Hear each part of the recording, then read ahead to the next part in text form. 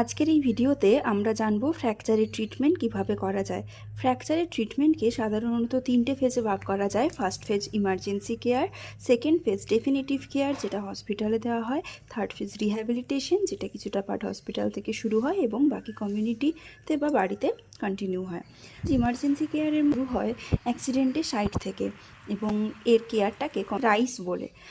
Rest to the part by splinting, যে সেটা folded newspaper দিয়ে হতে পারে, ম্যাগাজিন দিয়ে, কোনো রিজিড কার্ডবোর্ড দিয়ে বা স্টিক দিয়ে, আমব্রেলা বা বালিশ দিয়ে, এগুলো দিয়ে করা হয়।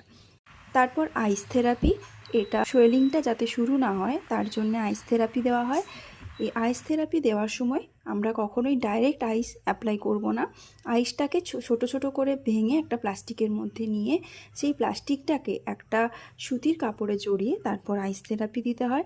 দেন কম্প্রেশন দেওয়া হয় আর এলিভিয়েশন